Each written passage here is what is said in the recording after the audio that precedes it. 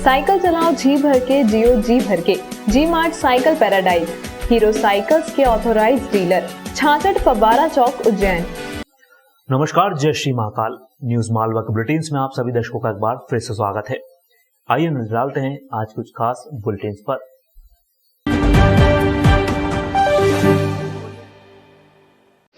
Corona मरीजों का इलाज करने वाले आगर रोड के आरडी गार्डी मेडिकल कॉलेज में शनिवार की दोपहर खासा हंगामा हुआ है। यहां एक मरीज के कुछ परिजन और डॉक्टर्स व स्टाफ के लोग आपस में भिड़ लिए। बीच बचाव करने पहुंची पुलिस पर भी हमला कर दिया गया।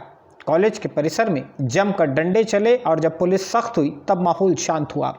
दरअसल 4 दिन पहले मेडिकल कॉलेज में मेट्रो टाकिस की गली में रहने वाले बंशीलाल खंडेलवाल को कोरोना संक्रमण की वजह से भर्ती किया गया था। देर रात उनकी मौत हो गई। शनिवार दोपहर में जब परिजन बंशीलाल खंडेलवाल का शव लेने पहुंचे तो उन्होंने देखा कि बंशीलाल खंडेलवाल के सिर से खून बह रहा था। उन्हें सिर पर गहरी चोट लगी थी। परिजनों ने इलाज कर रहे जूनियर डॉक्टर से इस बारे में पूछा तो जवाब मिला, डेड बॉडी नीचे गिरने के कारण सिर में चोट लग गई है। इस पर खंडेलवाल के परिजन बिफर गए। पहले बात कहासुनी तक पहुंची, फिर जूनियर डॉक्टर्स और स्टाफ के लोगों के साथ हाथापाई शुरू हो गई। पुलिसकर्मी यहां बीच बचाव करने पहुंचे तो उन पर भी हमला हो गया। आपसी विवाद के बीच चिमनगंज थाने के पुलिसकर्मी आशुतोष नागर के सिर में चोट लग गई। घटना की सूचना मिलने के बाद एएसपी अमरेंद्र सिंह और एसपी सत्येंद्र कुमार भी मौके पर पहुंच गए थे। इन दोनों ही अधिकारियों के पहुंचने से पहले मौके पर मौजूद पुलिसकर्मियों ने खंडेलवाल के परिजनों को गाड़ियों में बैठाकर मेडिकल कॉलेज परिसर से सुरक्षित बाहर निकलवा दिया। करीब 2 घंटे तक चले इस हंगामे के मामले में फिलहाल किसी भी पक्ष की ओर से किसी के भी खिलाफ कोई भी अपराध दर्ज नहीं किया गया है। देखिए, लगभग आज 11:15 से 11:30 के बीच की बात है। वहाँ कोई कोविड पेशेंट थे, मिस्टर बंशीधर खंडेलवाल। ये मेट्रो टॉकीज के पास रहते हैं। रात को किसी समय इनकी डेथ हुई। परिजनों को इन्फॉर्म किया गया होगा। परिजन पहुँचे और जो प्रारंभिक जानकारी मिली है, जिसकी अभी पुष्टि नहीं हुई है, उसके मुताबिक वो स्ट्रेचर पे ब्लड देख के उनका और डॉक्टर्स का कुछ विवाद हुआ और उनके सपोर्ट में ये जूनियर डॉक्टर्स हैं या ट्रेनीज हैं या स्टूडेंट हैं, ये लोग इकट्ठे हो गए और उनकी आपस में गुत्थम गुत्था हुई। वो इंटीमेशन जब पुलिस को मिली तो यहाँ से भी पुलिस बल गया, टीआई खुद भी गए, हम भी गए। हालांकि मैं बाद में पहुँचा। इस बीच उन लोगों ने मृतक के परिजनों के साथ भी मारपीट की और इसमें पुलिस के एक जवान को भी सिर में चोट आई है।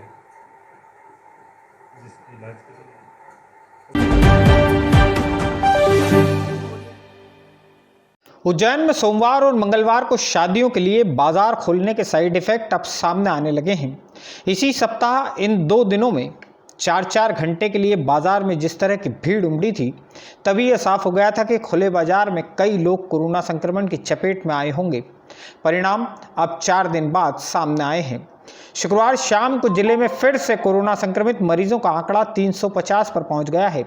पिछले 3 दिन से डिस्चार्ज मरीजों की संख्या ज़्यादा थी और नए मरीजों की कम। बहरहाल प्रशासन और स्वास्थ्य विभाग ने फिर से कोशिश की है कि किसी भी तरह कोरोना की साइकिल को फिलहाल मेंटेन करके रखा जा सके ताकि अस्पतालों को अतिरिक्त बोझ से बचाया जा सके। शनिवार को चरक भवन अस्पताल से एक साथ 27 मरीजों को छुट्टी दी गई। कलेक्टर आशीष सिंह का मानना है कि अगले कुछ दिनों तक यदि नए संक्रमित मरीजों की संख्या और अस्पतालों से छुट्टी होने वाले मरीजों की संख्या बराबर भी रही तो हम कोरोना से जंग जीतने की स्थिति में पहुंच जाएंगे।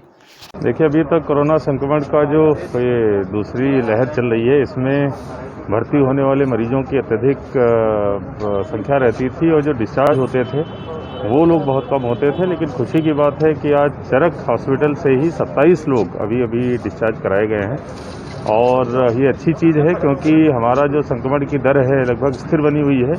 और अगर एक बार हम लोग ये साइकिल मेंटेन करने में कामयाब हो गए कि जितने लोग भर्ती हो रहे हैं उतने ही लोग डिस्चार्ज भी हो रहे हैं, तो निश्चित रूप से जो हॉस्पिटल बेड की समस्या आ रही है वो पूरी तरीके से खत्म हो जाएगी। आज मुझे लगता है इसकी शुरुआत हो गई है। सभी लोगों से मैं अपील करूँगा कि जैसे ही आपको सिम्टम आते हैं तत्काल अपना सैंपल दे दें, टेस्ट करा लें। आपको हॉस्पिटलाइजेशन की आवश्यकता पड़ेगी ही नहीं। और आज से जो डिस्चार्ज होने वाली प्रक्रिया शुरू हुई है, मुझे लगता है आगे भी चलती रहेगी और बहुत जल्दी हम लोग महामारी पर नियंत्रण पाएंगे।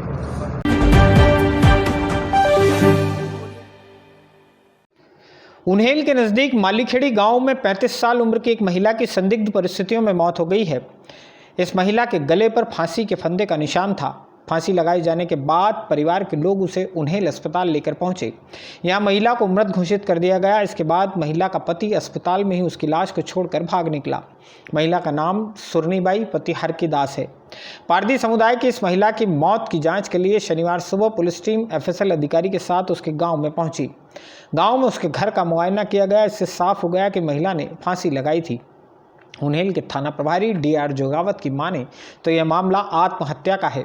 महिला की मौत हो जाने के बाद उसका पति घबरा गया था। कार्रवाई के डर से वह महिला की लाश छोड़कर चंपत हो गया था।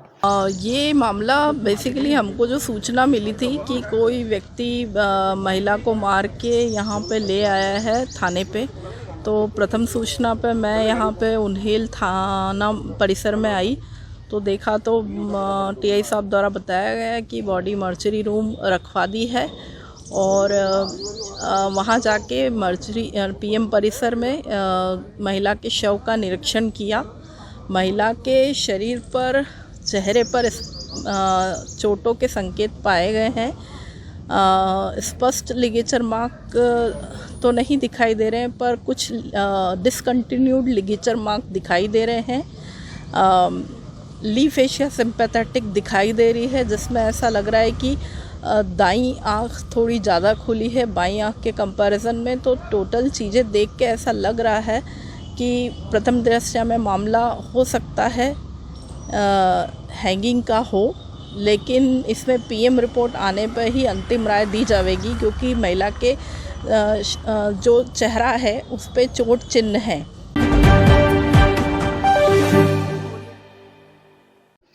कोरोना संक्रमण की चेन को ब्रेक करने के लिए जिस तरह के प्रयास पिछले साल किए गए थे, अब फिर से उन्हीं प्रयोगों को एक के बाद एक दोहराया जा रहा है। राज्य सरकार ने एक बार फिर से किल कोरोना अभियान की शुरुआत की है। 9 मई तक चलने वाले इस अभियान के दौरान हेल्थ वर्कर, कलेक्टर और मुख्य चिकित्सा अधिकारी द्वारा चुने गए हॉटस्पॉट पर पहुंचेंगे और घर घर जाकर ऐसे मरीजों की तलाश करेंगे जिन्हें सर्दी, खांसी या बुखार या कोरोना के अन्य संभावित लक्षण हैं। ऐसे मरीजों की तत्काल पहचान कर उनका इलाज शुरू करवाया जाएगा। इस काम में एक बार फिर से आशा व आंगनवाड़ी कार्यकर्ताओं की मदद ली जाएगी।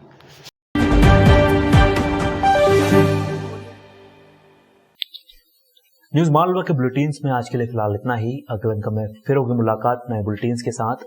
आपको हमारे बुलेटिन्स कैसे लगे, आपके सुझाव का हमें इंतजार रहेगा। तब तक के लिए जय श्री महाकाल। वाह, ताजगी का दूसरा नाम फेमस गोल्ड टी।